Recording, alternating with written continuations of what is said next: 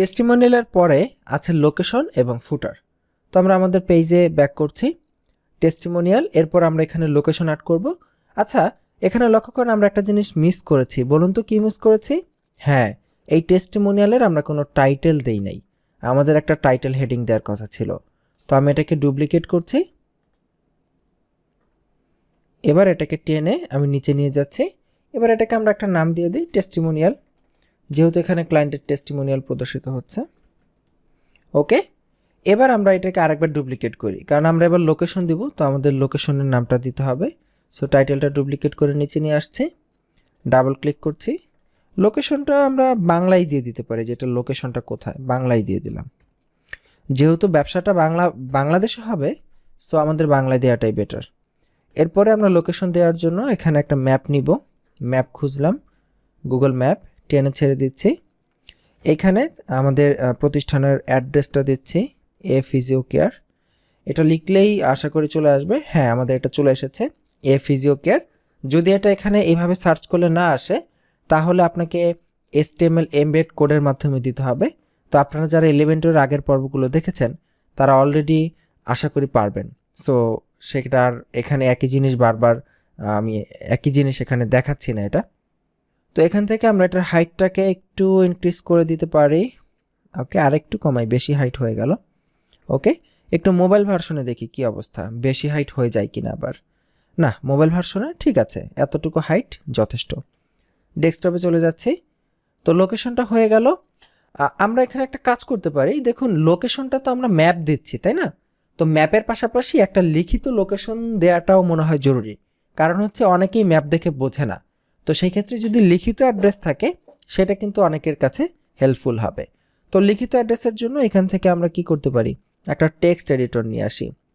Text editor নিয়ে এসে simply এখানে নিচে আমরা ছেড়ে দেই, চলে আসলো। তো এইখানে আমি আমাদের এখানকার অ্যাড্রেসটা পেস্ট করে দিচ্ছি, পেস্ট করে দিলাম। এরপরে এটাকে আমরা এখান থেকে সেন্টার অ্যালাইন করতে পারি, যেটা সেন্টারে থাকুক। আমরা এটার কালারটা ঝাপসা দেখতে পাচ্ছি, একটুখানি কালার ডিপ করে দিচ্ছি। আপনি চাইলে এটা ফন্টের সাইজ বাড়াতে পারবেন। আমি এখানে একটা কাজ করি, এটাকে একটু মার্জিন টপ দিয়ে দিই, অর্থাৎ এটাকে একটু মার্জিন টপ থাকুক, ওপর থেকে একটু গ্যাপ থাকুক 25 পিক্সেল। ওকে, তো আমরা এখানে ফিজিক্যালি এটার যে অ্যাড্রেস সেটা আমি লিখে দিলাম। এটা লিখে দেওয়াতে যেটা হবে যে অনেকেই এটা দেখে সহজে বুঝতে পারবে। এখানে আমরা আরেকটা কাজ করতে পারি, এটার এডিটিং আমি ব্যাক করছি। ফোন নাম্বার যেটা এখানে রয়েছে, সেই ফোন নাম্বারটাকে আমরা লিঙ্ক করে দিতে পারি। কিভাবে লিঙ্ক করতে পারি? এটাকে মার্ক করে এখানে ক্লিক করব, এখানে TEL লিখব। আপনারা যারা HTML এ ব্যবহার করেছেন, আপনারা সবাই জানেন যে কিভাবে ফোন নাম্বারকে টেলিফোন দিয়ে লিঙ্ক করতে হয়। তাহলে এটার উপরে যে ক্লিক করবে, অটোমেটিক এই নাম্বারে তার মোবাইলে কল চলে যাবে। তো এটা আমরা দিলাম, এখানে ক্লিক করছি, এটা অলরেডি ফোন নাম্বার চলে এসেছে। তো আমরা এটার কালারকে এখান থেকে চেঞ্জ করে দিতে পারি। আচ্ছা, এখানে একটি বিষয়, এই যে এখানে অনেকগুলো অপশন দেখতে পাচ্ছেন, কখনো কখনো এখানে দেখবেন যে এতগুলো অপশন দেখা যাচ্ছে না, তখন এই যে টগলের মতো এরকম একটা বাটন পাবেন, এখানে ক্লিক করলে অপশনগুলো চলে আসবে। তো এখান থেকে আমি ম্যানুয়ালি ধরেন ব্লু কালার দিয়ে দিচ্ছি, বা এখান থেকে আমি ম্যানুয়ালি, আপনি চাইলে আপনার ইচ্ছা মতো অন্য কোনো কাস্টম কালার এখান থেকে চুজ করে পিক করে দিতে পারেন। ওকে, এটা হয়ে গেল। তো আমাদের লোকেশন দেওয়া শেষ। এরপরে আছে আমাদের ফুটার সেকশন। তো আমি পেজটাকে আপডেট দিচ্ছি। তো ফুটার তো আসলে সার্বজনীন ফুটার, শুধুমাত্র হেডারের মানে হেডিংয়ের জন্য থাকবে এরকম না। তো ফুটার সেকশনটা আমরা করব কোথা থেকে বলেন তো? আমরা ড্যাশবোর্ডে চলে যাচ্ছি। আমরা হেডার যেরকম টেমপ্লেট সেকশন থেকে ডিজাইন করেছিলাম, ফুটারটাও ঠিক একইভাবে টেমপ্লেট থেকে ডিজাইন করতে হবে। তো আমি এখান থেকে নতুন একটি ফুটার নিচ্ছি। এখানে আমি ফুটারের নাম আওয়ার মেইন ফুটার চুজ করে দিলাম। Now create template. আবারও সেই একই সমস্যা যে এনাবল সেফ মোডে ক্লিক করছি। অনেক সময় এলিমেন্টর এই ঝামেলাগুলো হয়, কাজ করতে গিয়ে হয়তো দেখবেন। তো আমি এখান থেকে আবার ডিসেবল সেফ মোডে ক্লিক করছি, চলে আসলো। এখান থেকে আমরা ফুটারের টেমপ্লেটে ক্লিক করে আমরা দেখব এখানে বিভিন্ন ধরনের ফুটারের টেমপ্লেট রয়েছে, অনেক সুন্দর সুন্দর ফুটার ডিজাইন আছে। এখান থেকে আমরা আমাদের ফুটার ডিজাইন চুজ করে ফুটারকে আমাদের ওয়েবসাইটে অ্যাপ্লাই করতে পারি। দেখেন বিভিন্ন ডিজাইনের ফুটার আছে।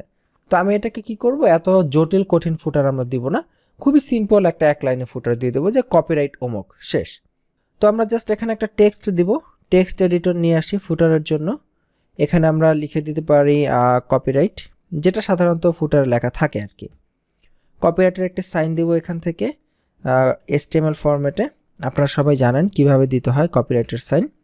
ওকে, আবার ভিজুয়ালে চলে যাচ্ছি, 2020 দিতে পারি। এরপরে ধরেন এ ফিজিও কেয়ার, জাস্ট কোম্পানির ব্র্যান্ডিং নেমটা দিয়ে দিলাম। এখান থেকে আমি হোম পেজকে আর লিঙ্ক করছি না, খামাকা এখানে লিঙ্ক করার দরকার নেই। আমি এটাকে এখান থেকে সেন্টার অ্যালাইন করতে পারি, এটার কালারকে চেঞ্জ করতে পারি, ব্যাকগ্রাউন্ড কালার দিতে পারি। আমি এক কাজ করি, এটার আগে একটা ব্যাকগ্রাউন্ড কালার দিয়ে আসি। ব্যাকগ্রাউন্ড কালার দিলে তারপর আমরা টেক্সটের কালার ইচ্ছা মতো চুজ করতে পারবো। আমি হালকা ব্ল্যাক কালারই দিই, এটাই মনে হয় ভালো হবে। ওকে, তো আমি আবার এখান থেকে স্টাইলে যাচ্ছি, আর টেক্সটের কালার আমরা হোয়াইট কালার দিয়ে দিই। ব্যাস, তো আমরা আমাদের যে এই লেখাটার আমরা ওপরে নিচে কিছুটা প্যাডিং দিয়ে দিই। এখান থেকে আমি এটাকে আনলিঙ্ক করছি, ধরেন টপে 1 EM আর বটমে 1 EM প্যাডিং দিলাম। আচ্ছা, এখানে একটা জিনিস লক্ষ্য করুন, আমি টপে 1 EM প্যাডিং দিয়েছি, বটমে 1 EM প্যাডিং দিয়েছি, কিন্তু এই ভদ্রলোকের ওপরে প্যাডিংটা কম এসেছে, নিচে প্যাডিংটা অনেক এসেছে। এর কারণ কি? দুই দিকেই তো সমান আসার কথা। হ্যাঁ, এটার কারণ হতে পারে এই যে এটা টেক্সট এডিটরে যে আমরা লিখেছি, এটা কি আকারে আছে বলেন তো? এটা একটা প্যারাগ্রাফ, অর্থাৎ এটা একটা প্যারাগ্রাফ আকারে আছে। তো এই থিমের বা এই এলিমেন্টরের প্যারাগ্রাফের জন্য যে ডিজাইন সেট আপ করা আছে, বা এই ব্রাউজার থেকে যে ডিজাইন সেট আপ করা আছে, অটোমেটিক সেই ডিজাইনে হতে পারে প্যারাগ্রাফের নিচে কোনো মার্জিন দেওয়া আছে বা কোনো প্যাডিং দেওয়া আছে, এই জন্য সেটা ঠিকমতো পাচ্ছে না। সো যদি এরকম হয়ে থাকে তাহলে আমাদের ওই প্যাডিংটা ওই মার্জিনটা এর সাথে ঢুকে যাচ্ছে।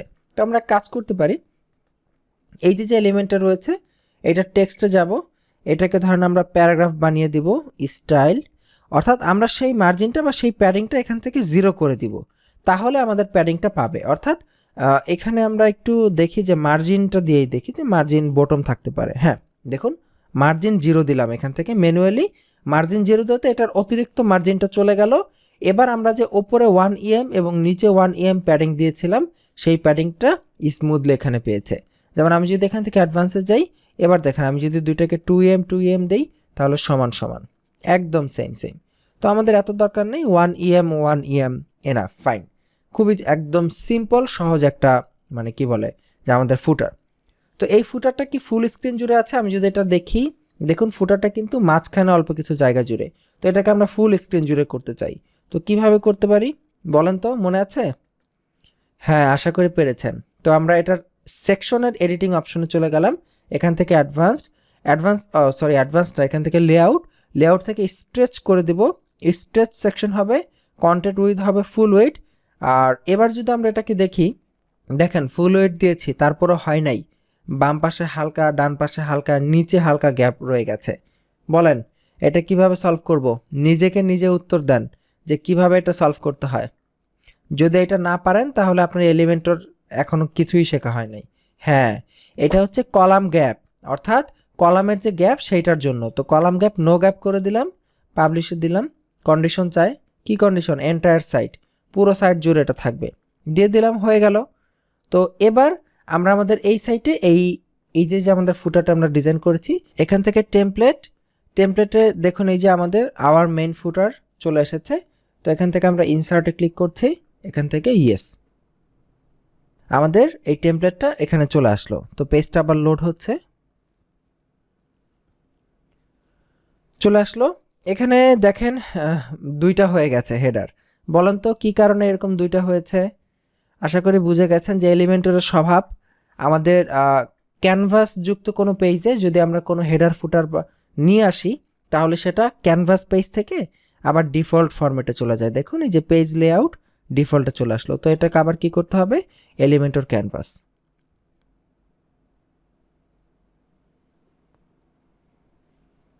ব্যাস, এটা হয়ে গেল। তো এবার আমরা এটাকে আপডেট করে এবার আমাদের ওয়েবসাইটের যেটা হোম পেজটা আমরা ভিজিট করি, দেখি সব কিছু ঠিকঠাক আছে কিনা। আমরা হোম পেজটা ডিজাইন করলাম, ওকে, ওপরে হেডিং টেডিং সব কিছু ঠিকঠাক দেখতে পাচ্ছি। নিচের দিকে যাই, হ্যাঁ মোটামুটি ঠিক আছে। এটা দেখি কি অবস্থা, ঠিক আছে। ভিডিও সমূহ এখানে লিঙ্ক দেওয়া আছে, ওকে, স্লাইডার, ফাইন। ভিডিওর উপরে ক্লিক করে দেখি, হ্যাঁ ভিডিওটা পপ আপ নিয়ে ওপেন হচ্ছে, ফাইন, কেটে দেই।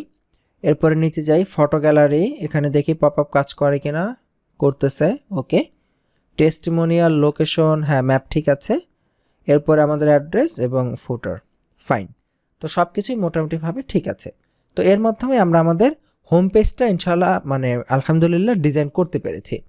তো এখন বলেন, এই যে আমরা মাত্র কয়েকটা ভিডিওতে আমরা আপনাদের সামনে এটা করে দেখিয়ে দিলাম, তো করতে কতক্ষণ লাগলো? আপনাদের সাথে কথাও বললাম, কাজও করলাম। তো আপনি যদি এটা নিজে নিজে করতেন বা আমি যদি এটা নিজে নিজে করতাম তাহলে কতক্ষণ সময় লাগতো? একেবারেই মানে খুব বেশি সময় কিন্তু লাগে না কাজ করতে। আপনারা গুছিয়ে কাজ করবেন, তাহলে ইনশাল্লাহ দ্রুত হয়ে যাবে। তো এই পর্ব এই পর্যন্তই। আগামী পর্বের আমন্ত্রণ জানাচ্ছি। ভালো থাকবেন। আল্লাহ হাফিজ।